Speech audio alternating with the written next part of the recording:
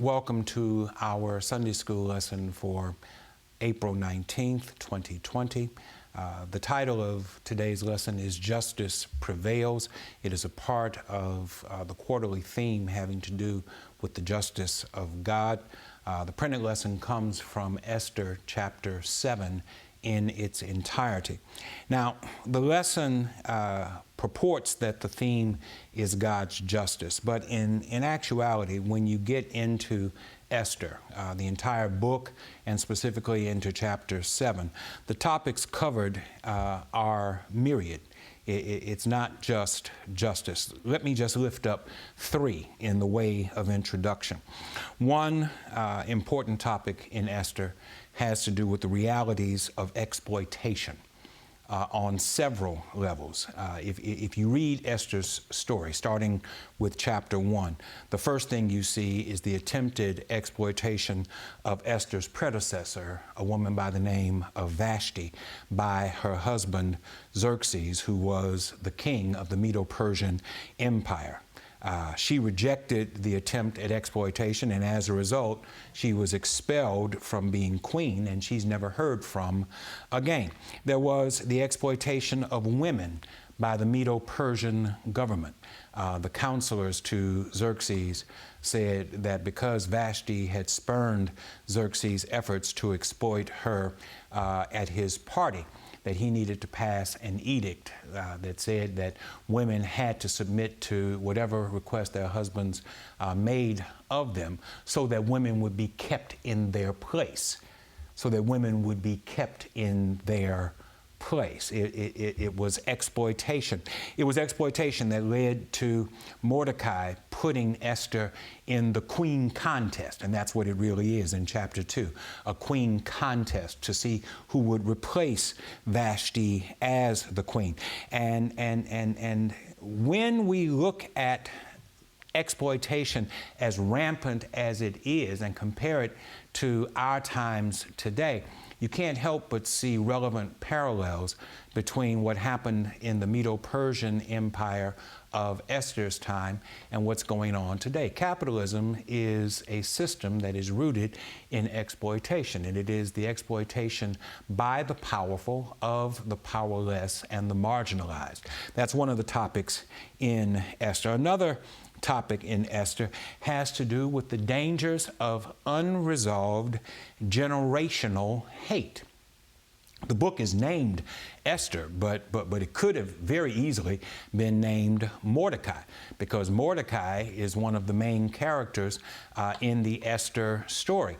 And Mordecai's refusal to acknowledge Haman and Haman's office is what leads to the main dilemma in the Esther drama. Haman decides that he's going to exterminate all Jews because Mordecai refuses to acknowledge and give him proper respect for the office that he holds, Prime Minister of the kingdom of the Medo-Persian Empire.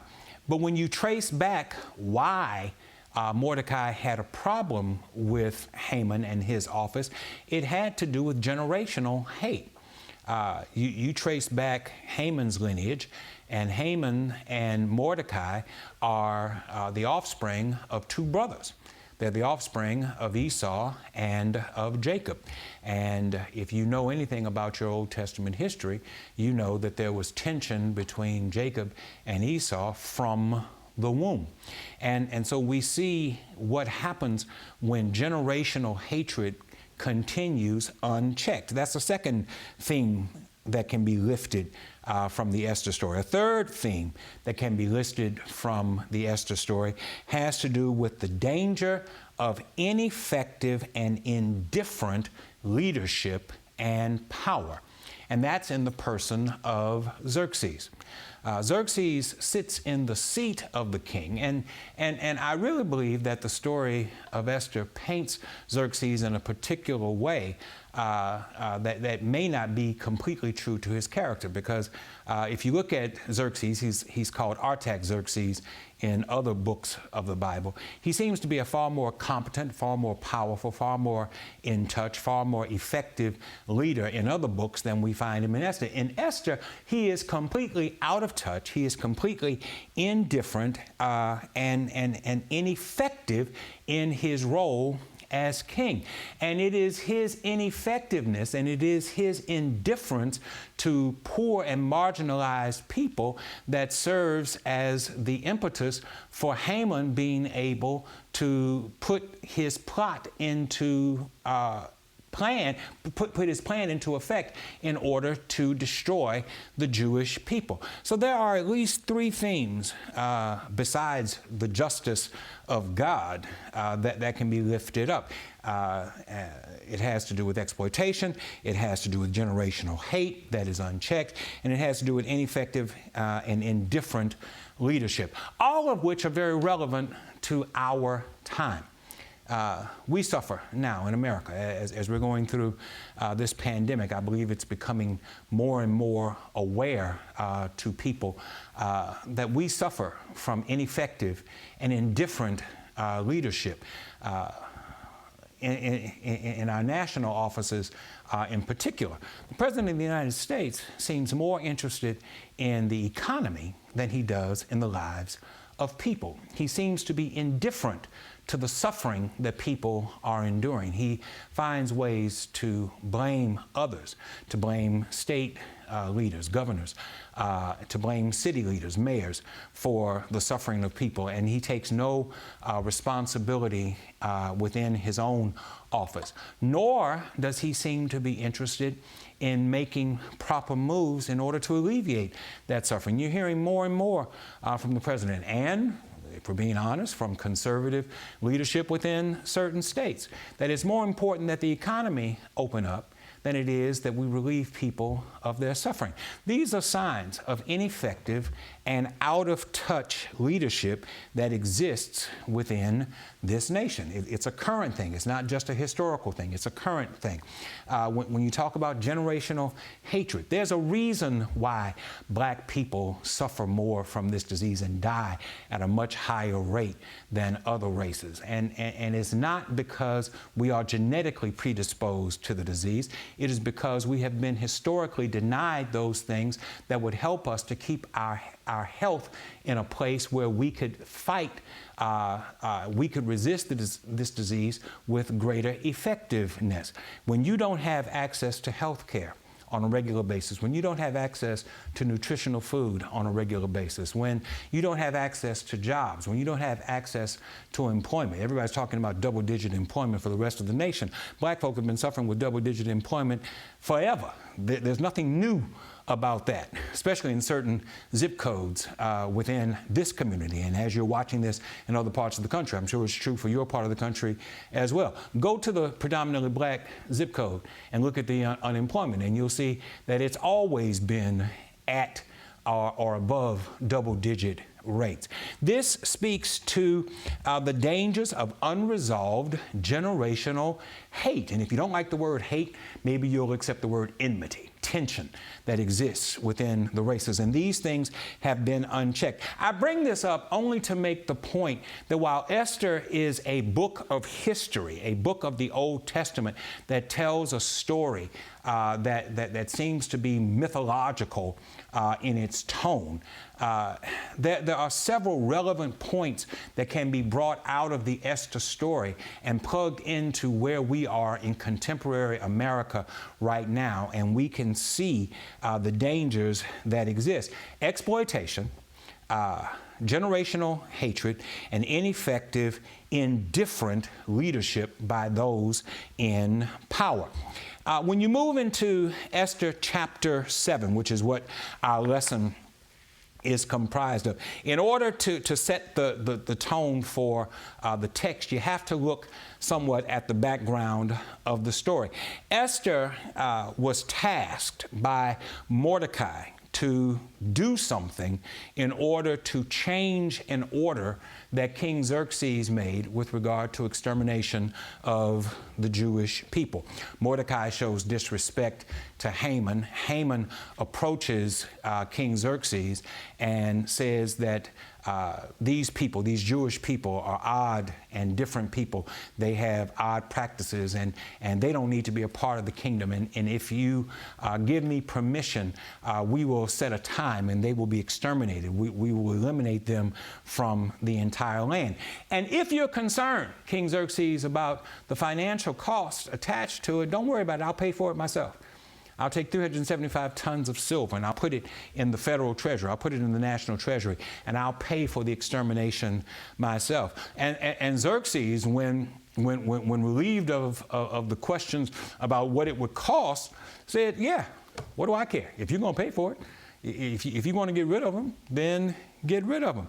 And so when Mordecai learns that Haman has put this plan into effect, first of all, he mourns. The scripture says that he tears his clothes and he goes around weeping and wailing uncontrollably, to the point that Esther calls him in to find out what's going on. Remember, Esther is Mordecai's young cousin. And she calls him in and she asks, well, what's wrong with you? Why are you acting like this?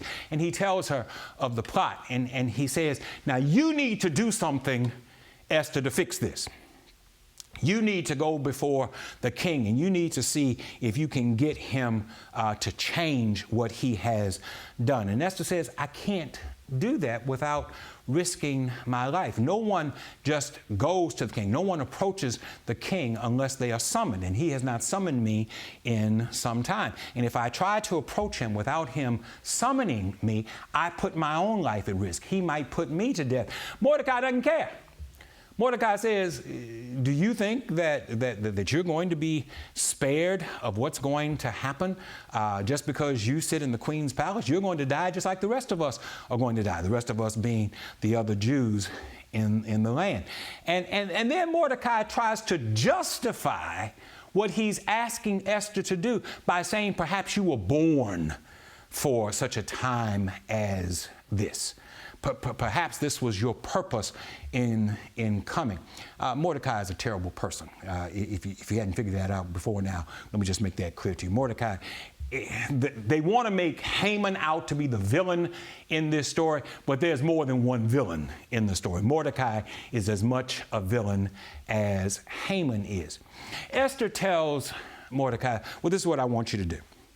I'm going to fast and pray. I'm going to fast. She doesn't say pray, because there's no prayer mentioned in Esther. There's no God mentioned in Esther. There's no temple mentioned in Esther. So skip what I said about prayer. She says, I'm going to fast for 3 days, and I want you to go back and I want you to tell our people to fast for 3 days. And after the end of the 3-day period, then I will approach the king. Over that 3-day period, while she's fasting, Esther comes up with a plan of how she will approach King Xerxes. And what she does is really smart and really creative. She does not just walk in and approach the king. Even though she's the queen, she does not approach the king. What she does is she waits until the king has a public audience where there are people in the room, and the text says that she positions herself where the king will see her. She doesn't approach him. She just stands in his line of sight. And as she stands in his line of sight, she says, he'll notice me. And sure enough, he notices her. And when he notices her, he extends his scepter toward her, which gave her permission to come forward. And he reached out the tip of the scepter to her, and she touches the tip of the scepter. And something about the way that she touched the tip of the scepter moved Xerxes in such a way that he tells her, whatever you want, up to half my kingdom, I'll give it to you. All you have to do is ask. It's yours. And so Esther now knows that she has the king's attention. Esther now knows that she has the king's ear. And you would think that she would say, well, I need you to undo this edict that you have signed that exterminates my people. But she doesn't do that. She says, I don't want anything, okay? Poor little old me. I don't want anything. I would like it if you and the prime minister, if you and Haman would come to my quarters, if you would come to my house, and the three of us will just have dinner together. And so Xerxes gets Haman, and they go, and the three of them have a private dinner. For the second time, Xerxes says, Esther, up to half my kingdom, whatever you want.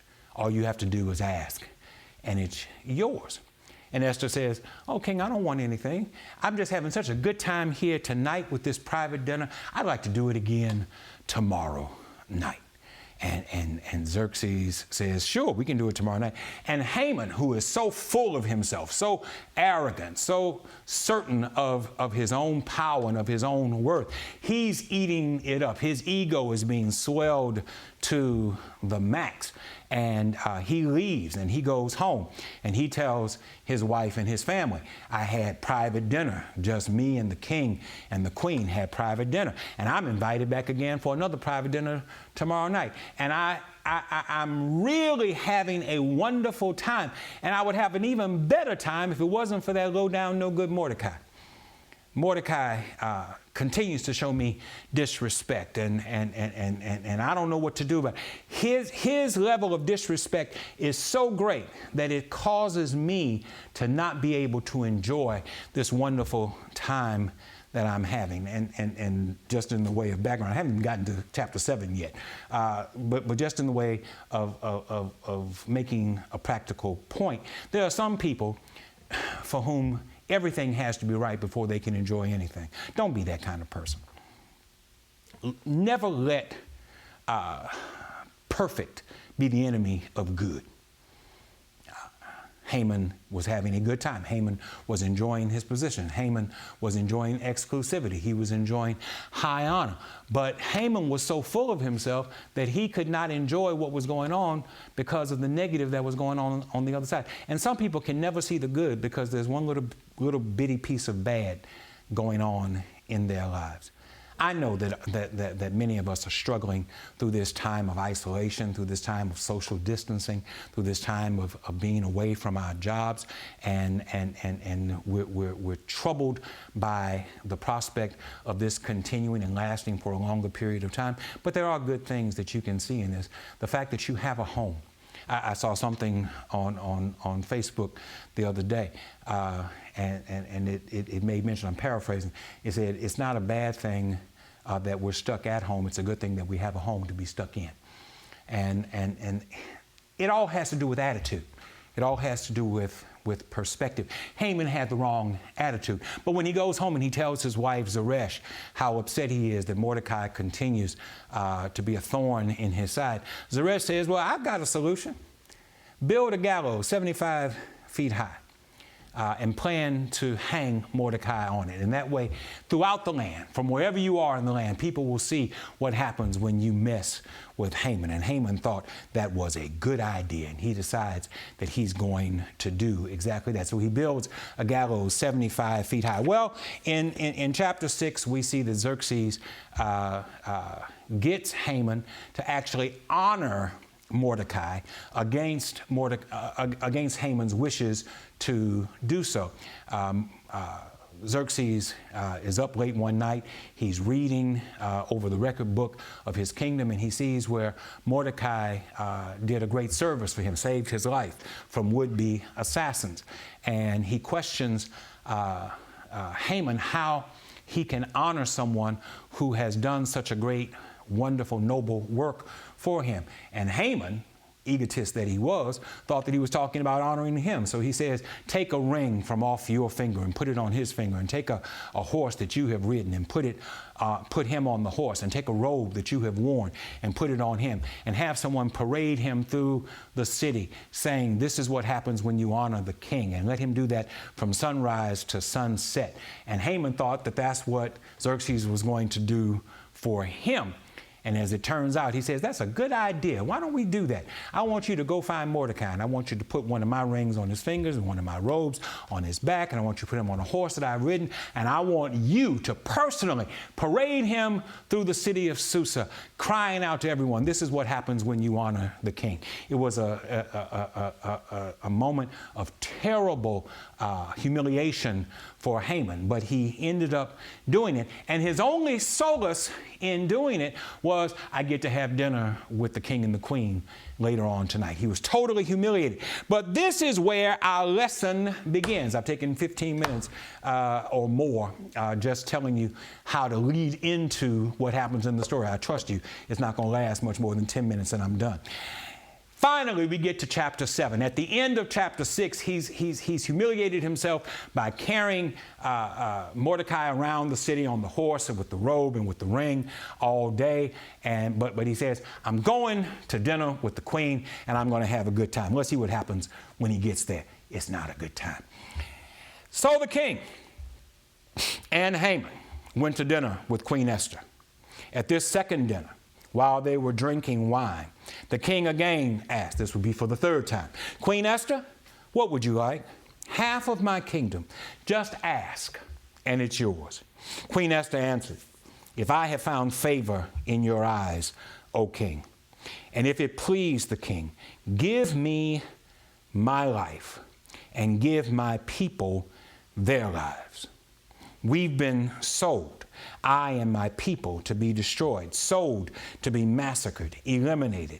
If we had just been sold off into slavery, I wouldn't even have brought it up. Our troubles wouldn't have been worth bothering the king over. King Xerxes exploded. Who? Where is he? This is monstrous. An enemy, an adversary. This evil Haman, said Esther. The king, raging, left his wine and stalked out into the palace garden. All right. In this part of the story, Esther finally reveals what it is that she wants. She doesn't want half the kingdom. What she wants is for her people to be spared. And I think that it's important that we see how Esther is able to finally make her desires known to the king. First, to speak to the king, Esther had to break the law, for which the penalty was death. We've already talked about the fact that she just stood in his line of sight. And when she touched the scepter, the tip of the scepter with her hand, it moved him to the point that she was offered half the kingdom. But she approached him in a way that could have meant death for her. She was willing to take a risk. And then she had to be willing to take a risk again by confessing that she had deceived the king.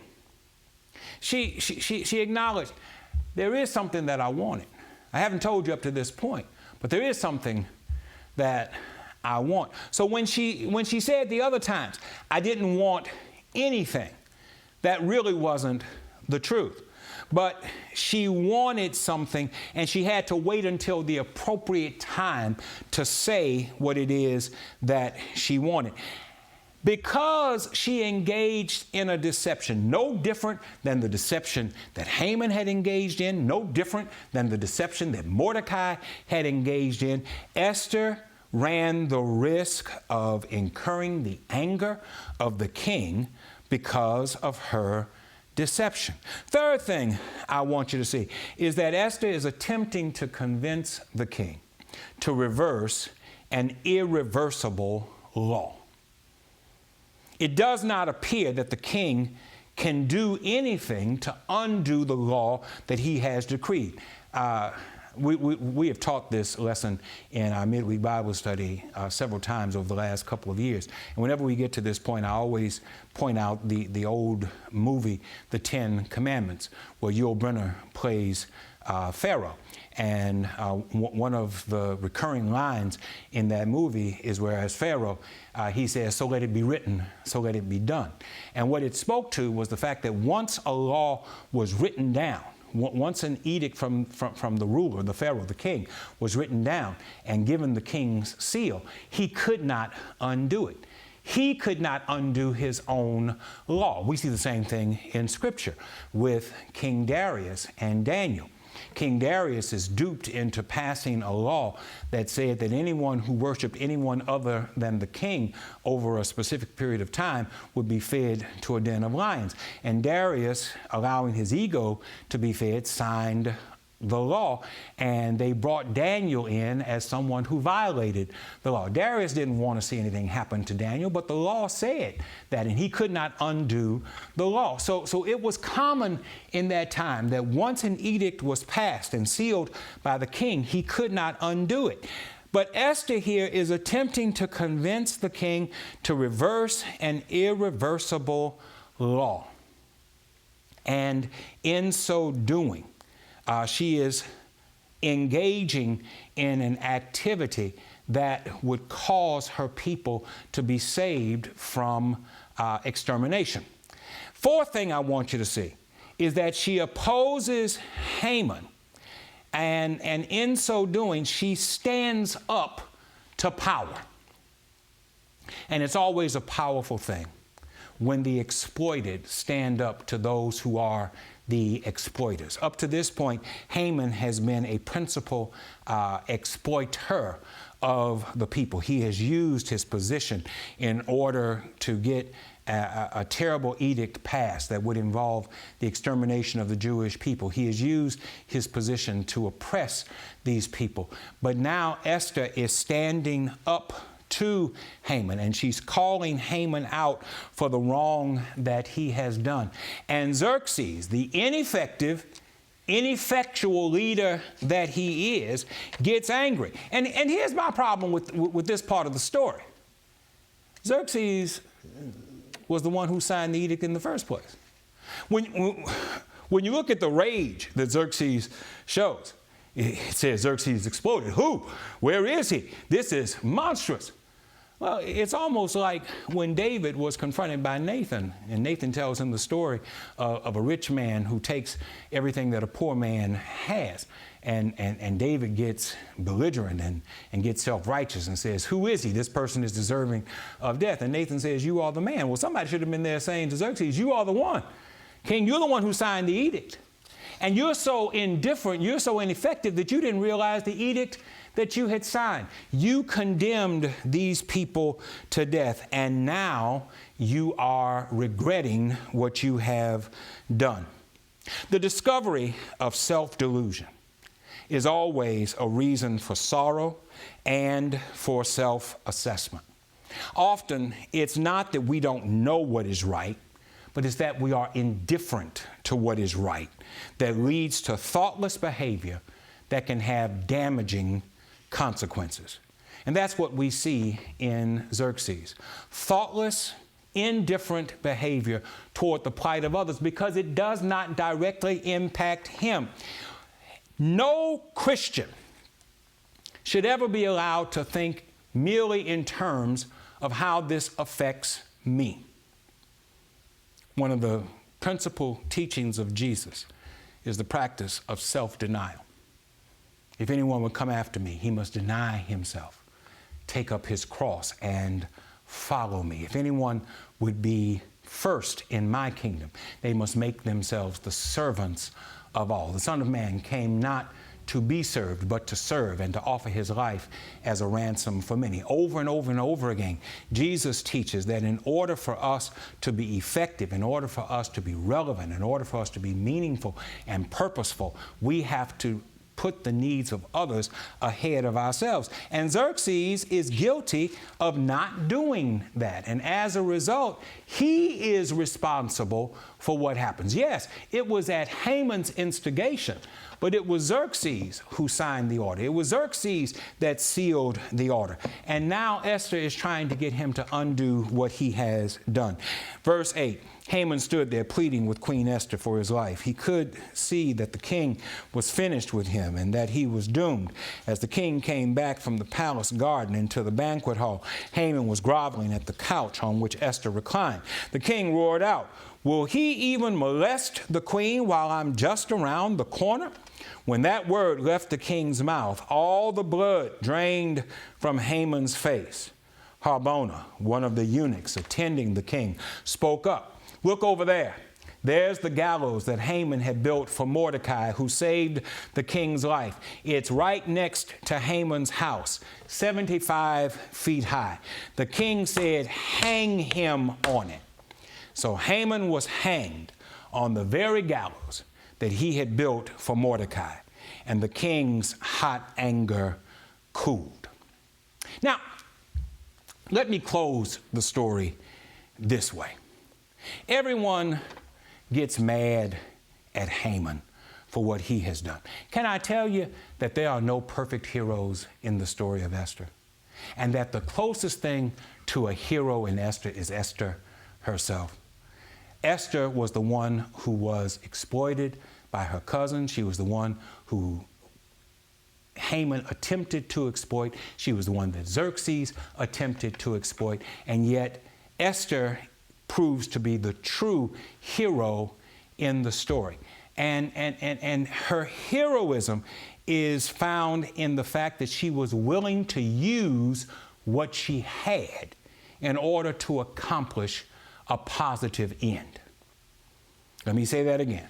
She was willing to use what she had in order to accomplish a positive end. Now, you ought to be asking me right about now, what is it that she had? Here's the thing. What she had was that she was pretty. That's really all she had. She was a slave. She was a woman. 2 strikes against her. She was a slave, which meant that she was a part of a nation that had been conquered by another people. She was a woman, which meant that in the eyes of the masses of society, she was considered to be inferior. And she was being used by others in order to get into the position that she was in. What she had was that she was pretty. And she figured out how to use what she had rather than to complain about what she didn't have. If there's a moral to the Esther story, it's this. Stop complaining about what you don't have and learn how to use what you have. Everybody who's viewing this right now will complain, I don't have this, I don't have that. There are things that I wish I could do that if I had the resources, if I had this, if I had that, if I had the money that other folk had, if I had the power that other folk had, if I had the position that other folk had, then I could do far more. Don't let what you can't do stop you from doing what you can. Don't let what you don't have stop you from using what you do have. If there is a moral in the Esther story, it is whatever you've got, it's valuable if you learn how to use it. God bless you. Have a great day.